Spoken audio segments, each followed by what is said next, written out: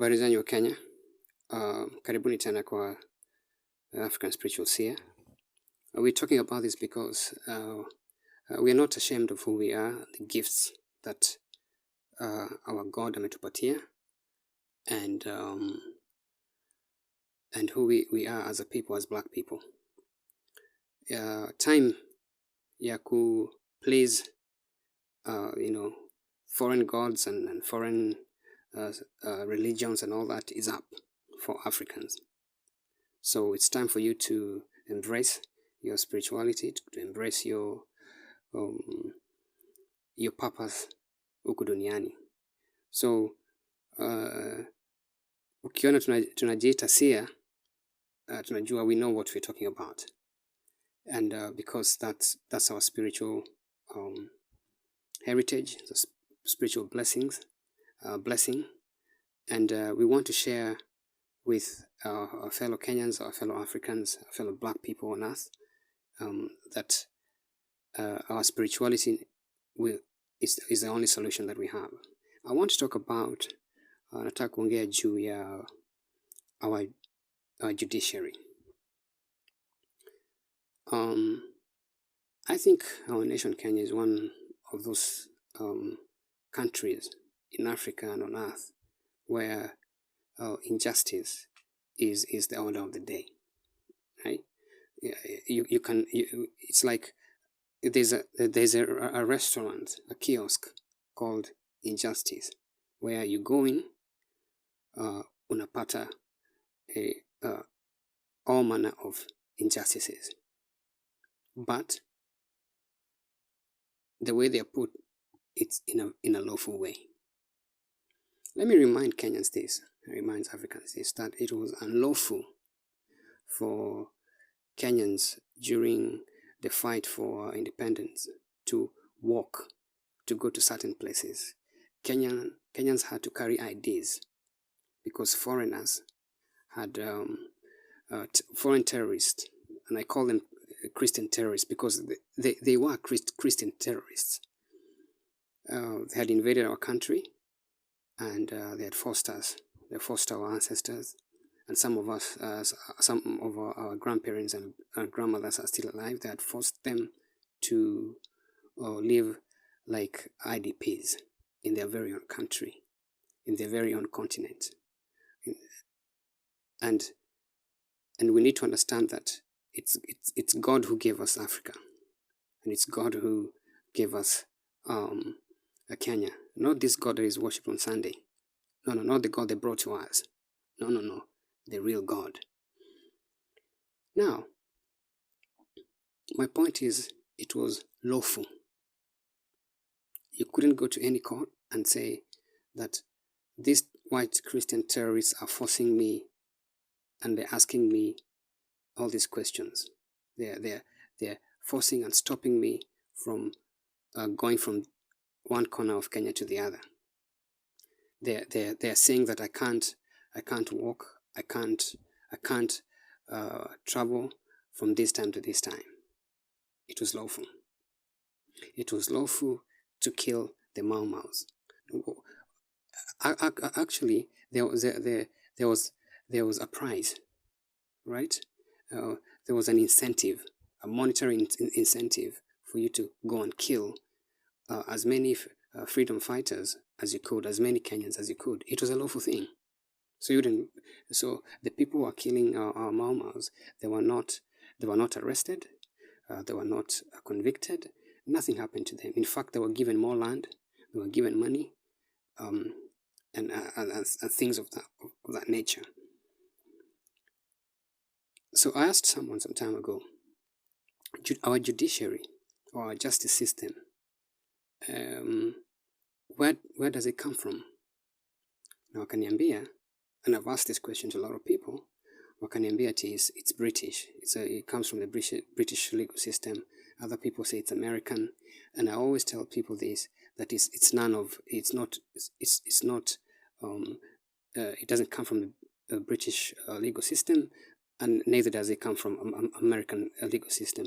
It's taken bits of that system, because and then they use that bit or bits of these two legal systems, and they make it appear as if it's British. And you see our lawyers in court and all that wearing white wigs, wanting to become like white men and white women, and they're very proud when they're wearing wigs, meaning that the justice system that you have, the justice that you're going to administer, its foundation is in African. Because if it's African, you'd have a black wig, just like the Egyptians, the pharaohs had black wigs, and the judges had black wigs. But anyway, this is a story for another day. Now, why am I saying this? Am I talking about our justice system? So because something is legal, it doesn't mean it's more right, or it's in tune with our culture as black people and our traditions. It doesn't mean that. And you should never ever mistake these two. You should never say, oh, it's in our laws, it's in our constitution, it's in that. Does it align with our values as black people?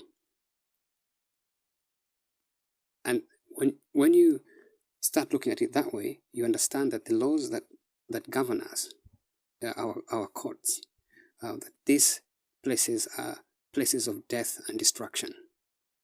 I was watching a video clip the other day of a very young girl, young woman. I don't think she's not even 20 something. She's in her 20s, and she was jailed for 10 years because of sending her nudes to her ex-employer. I want you to understand that she sent her nudes by mistake to her ex-employer, whom they shared the same WhatsApp group. This is according to her. And she was jailed for 10 years. That's one. There's another story, a horrific story of a matatu driver who was arrested by the traffic police officers because of stopping. There's a road that he had a passenger who says, and we've all been there, you've had, shukisha hapo. The guy pressed the brakes for less than a minute, maybe 30 seconds, and then, not knowing that there was a traffic police officer, stopped him, violently got him out of the matatu, and within 3-4 days, he had been taken to court and jailed for over 1 year. He was the sole breadwinner, so he had a wife and children. A kid in high school, others in primary. He was the one who was paying rent. All that was gone in a flash. Right? Amanda is akajeliwa. In prison, he contracted a disease, a very bad disease that could have killed him. But let's ask ourselves, where did all this come from? Hii mambo yote imetoka wapi? Our courts, our laws zimefanya sisi wa Kenyans ni kama tuko kwa a concentration camp. What makes sense ya to jail a man amesimamisha gari less than a minute, abiria atoke, and then he's jailed for 1 year, and lose kazi yake, the kids stop going to school, and he goes to prison, and he contracts a disease that nearly killed him. Akatoka na depression kwa prison, akatoka na ulcers, na akatoka na TB. All because alisimamisha gari mtu ashuke. Was anyone killed?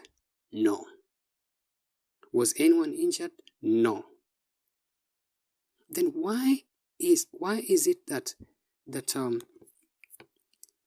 ordinary Kenyans are the ones that are facing the most severe of penalties?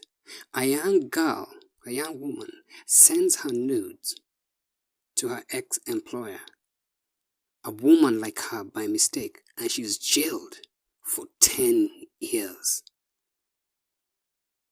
Another one, mama mboga, right? Mama ametoka nyumbani, ameacha mtoto wake wa few months, ameenda kuuza, ni mama mboga, hustler. She's going to sell her mbogas, her sukuma wiki, her vegetables to the guys wale watu wanaenda nyumbani jioni.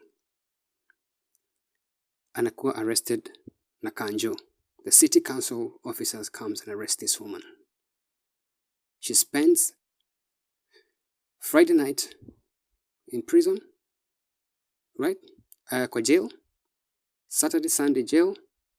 Ameshikwa, and then anaenda Monday. Anapatiwa fine. She can't pay for that fine. And then she is imprisoned for 1 year. She leaves a young daughter. Listen to this, Kenyans. Leaves a young daughter kwa ile ploti wanakaa. A young girl in primary school and a young boy, and na ule mtoto wa months. Alikuwa ameachia neighbor. Anawaacha. She can't bail herself out. It's too much money. Right? Haezi akalipa. Kwa sababu obvious. The judges know this. They can't pay. Anaenda jela. Amejeliwa. Right? He's jailed. The neighbors wanajua mama ya watoto warudi. Pedophilia inaingia. They start sexually abusing her children. Think about this. It's happening in Kenya on a daily basis. Right? But the question we need to ask ourselves, why? Why would a mama mboga anafanya hivi kwa nini? Nimewapatia three different scenarios. These are real life, these are true cases, and they are countless. Our prisons are filled. I would say that there are countless people. They've been jailed. Now, wamepatiwa sentences zile hazifai. I'm not saying that murderers and other people and AK-47 people that, watu wanaiba na AK-47 that they should be let go, or they should not receive hefty prison sentences. That's not what I'm saying. Same yet watu wa robbery and violence wawasika nini. But we know that this system, because this system is colonial, hii system ni yale ya ama terrorist, ni terrorist white terrorists ambao walikuja kutuangaisha, is a system that is used against sisi wa Kenya, ordinary Kenyans. Ndio tukue mentally, tukue physically, tukue na depression, tukue stressed na tuangaike ya kutumaliza. Hii ni system ya kumaliza watu weusi. But the people who are close to these terrorists, the true terrorists, wale watu ambao wanaiba billions, wako wapi? You want to tell me that a person who steals billions, right? That a woman ule anauza mboga, mama mboga, a hustler, commit crime, more crime than mtu anaiba billions. That a driver, hustler, ambaye anapeleka matatu, right? Ati amekanyagia kidogo ndio mtu atoke, amefanya makosa kubwa sana, like ana deserve kwenda kwa prison sentence. That msichana ametumia mtu nudes zake by mistake, anajaliwa 10 years. And all these judges wamesoma. Now majaji these judges who are passing these sentences ni wa mama, right? Na ni wa baba, they have families. They do all that and they go back to their families as if nothing has happened. Now their families wanauliza, hey mom, dad, how was work? You know what they say? Oh, work. We were so busy and we're fine. After destroying the lives of ordinary Kenyans. Remember, I asked you, nitakuuliza, where does this system come from? People always talk about the West having a justice system that works. Right? First of all, we should know that the judiciary hakuna laws inatengeneza. The judiciary judiciary, their job is to enforce laws. Zile zinatoka kwa legislatures. Uko parliament. So we have to push and ensure that our parliamentarians wanaulizwa hii mambo kama hii. Nini inaendelea? Why? Kwa nini kuna ordinary Kenyans ambao wako kwa jela na wanapata severe sentences? Like the guy who was alisimamishwa akipeleka matatu, the appropriate measure was kumpatia fine, si custodial sentence. Find the guy, wacha fanye kazi yake, wacha fanye, kama amefanya makosa, wacha fanye overtime. Akijua anafanya hii overtime, lakini atarudia familia yake na at the same time analipa nini? Right? Huyu msichana ambaye amejeliwa for 10 years kwa sababu ya nudes. No. That's wrong. Wacha aende afanye community service. Waambie utafanya community service for 6 months. Utakuwa unafanya hii community service, we are giving you these hours every day, you come hapa unakata nyasi, unafanya nini? Ndio next time usifanye hivyo hata kama ni mistake. Same thing that the woman. And these are examples napatiana. Give sentences that make sense. Because hizi sentences make sense. But I know as a spiritual person why wanafanya hivi. Ndio waangaishe, ndio watumalize. Because mtu akifanywa hivi atatoka jela akiwa kichwa yake imeruka. Mental health inaanzia hapo. Ati mtoto wako wa miezi 6 umemwacha na neighbor na serikali yako imeenda ikakufunga mwaka moja. Na haitaki kujua kama wewe ni mama, haitaki kujua kama wewe ni baba, haitaki kujua kama you are the only sole breadwinner. They're not interested in that. Yet, sisi ni Wakristo. 85% of us ni Wakristo. I don't want to go too much into this Christianity business, but that's where issue yetu kubwa iko. Because Christianity ni ya kutuangaisha. Majudges wote wamefanya hivi, watu wengi wanaendaga kanisa. They will be in church on Sunday. Some of them ni elders. Some of them wako kwa choir. They will be in church on Sunday wakiabudu Mungu, Mungu mgeni, after wamejel mama wa mboga mwaka moja. Solution yetu iko wapi? Kenyans and Africans, we have to work hard, very, very, very hard to have the jury system. Custodial sentences nyingi za nchi ya nje ya Afrika. It's almost impossible for you to have a lengthy custodial sentence if the jury isn't present. Jury ni kusema nini? You'll be judged, your crime or supposedly crime, you will be judged by your peers. Watu kama wewe, the ordinary Kenyans, ndio wataambia koti, ndio watakujudge. Kesi inaletwa kwa jury. Kazi ya judge ni kusikiza na to lead the court. Kuambia court, kukumbusha koti, hizi ndio laws zile tunafaa we follow, and to ensure that the court inaenda vizuri. And the other thing is, the countries that are serious mambo ya justice, it is not the judge ndio anasema ati I find you or this court finds you. No. The job of the judge ni nini? Is to pronounce. So the judge only pronounces the verdict of the jury. Nitarudia. The judge only pronounces the verdict of the jury.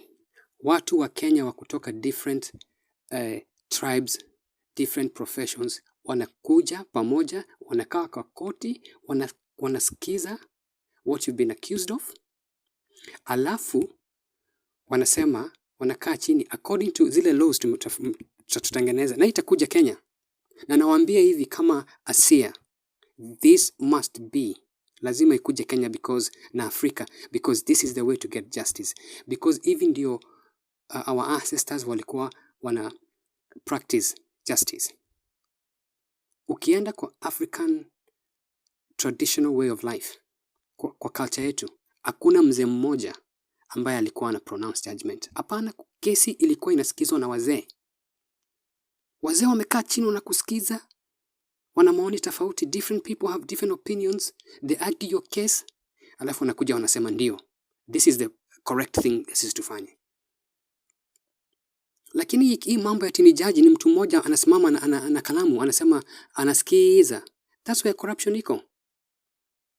Na ndio nikamwambia our court, makoti zetu si American ama ya kizungu ya kutoka England. Hapana. Cause judges hawezi kufanya hivyo. Jaji hawezi kukufunga ati kufunga a lengthy period. Ati unasikia tu mtu amekufunga miaka 10 na yeye ndio amefikiria ati anasema this is it doesn't happen. Niliuliza, I asked a group of nimeuliza a group of my friends wa mama. Nikauliza, hebu niambie kama wewe ni jury, you're a member of the jury, uko kwa koti. Unaweza ukatuma mama kama wewe yuko na mtoto wa miezi 6 na yuko na mwingine yuko wawili kwa primary school, unaweza ukamhukumu kifungo cha mwaka 1.5. Na hakuna mama hata mmoja na wazee wala nimeuliza wamesema nitafanya hivyo. Hakuna mama ama baba ambaye anaweza akafunga dereva wa matatu ati kwa sababu alisimama kwa barabara, ati mtu akashuka, alafu useme apoteze kazi yake, apoteze familia yake, apoteze mahali anakaa anaishi. And then we sit down and we say, yeah, you know, we are a democratic country. You know, we are a nation that oppose the law and order. Law and order ya nani?